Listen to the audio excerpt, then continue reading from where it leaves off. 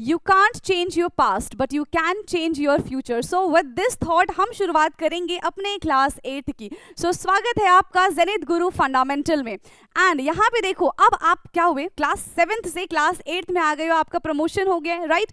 अब देखो class 7th में आपने चाहे जो भी चीजें की हो, आपको पता है कि 6th 7th 8th जो क्लासेस होती हैं दे आर फाउंडेशन, है ना। ये आपका फाउंडेशन क्लास है कि भाई आप class 9th and class 10th में कैसा परफॉर्म करेंगे। एंड क्लास 9 10th फाउंडेशन है for class 11th and 12th। तो अभी हम इतने आगे की बात नहीं करते हैं, ठीक है।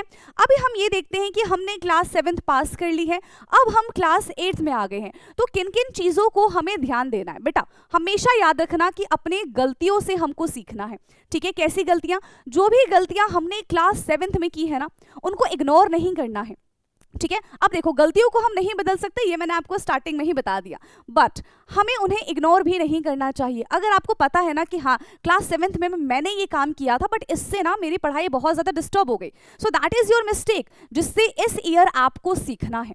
क्योंकि देखो गलती आपने कर ली ना, अब गलती करके सीखना होता है, गलती आपने कर ली, अब टाइम है उससे सीखने का। तो इस बार आप मुझसे प्रॉमिस करेंगे कि यस मैम, जो भी मिस्टेक्स हमने क्लास 7th में की है वो क्लास 8th में हम रिपीट नहीं करेंगे एंड बहुत कंसिस्टेंट होके पढ़ाई करेंगे, ये आपको प्रॉमिस करना है, ठीक है। क्योंकि देखो जितनी मेहनत आप करोगे ना, मैं आपके साथ डबल ट्रिपल मेहनत करूंगी, बट उसके लिए मुझे भी तो आपका इंथुजियाज्म दिखना चाहिए कि हाँ बच्चा पढ़ना चाह रहा है, ठीक है, बच्चे में है कि हाँ हम ये चीज़ करेंगे। तो आप मुझे बताओगे कि यस यू आर रेडी, ताकि हम आपके साथ मिलके, ठीक है, क्लास 8th को एक बहुत बेहतर बना सके। जो भी चीज़ें हम क्लास 7th में नहीं कर पाए हैं उन सारी चीज़ों को हम क्लास 8th में करें एंड अपने लिए एक बहुत मजबूत फाउंडेशन बना पाए। क्योंकि बहुत सारे बच्चे हैं जो अभी से सोच लेते हैं कि हाँ आगे जाके हमको नीट एंड जेईई जैसे कॉम्पिटिटिव एग्जाम भी देने हैं। तो बेटा ये आपके लिए बहुत इंपॉर्टेंट है कि आप अभी से बहुत ज़्यादा सीरियस हो जाएं। देखो फन इज़ इम्पॉर्टेंट, ठीक है, लेकिन पढ़ाई भी उतनी ही इंपॉर्टेंट है।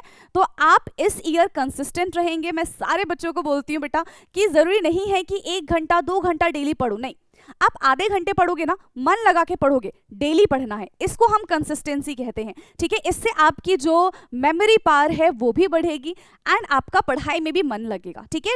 एक ही दिन 5-5 6-6 घंटे पढ़ के ना बहुत कुछ हासिल नहीं होता, लेकिन थोड़ा थोड़ा करके ना हर दिन पढ़ने से बहुत कुछ हासिल हो जाता है। तो इसी के साथ अब हम मिलेंगे अपनी न्यू क्लास में, तब तक के लिए मौज मस्ती करो, ठीक है। बाकी कोई डाउट होता है तो आप कॉमेंट करके पूछ सकते हैं।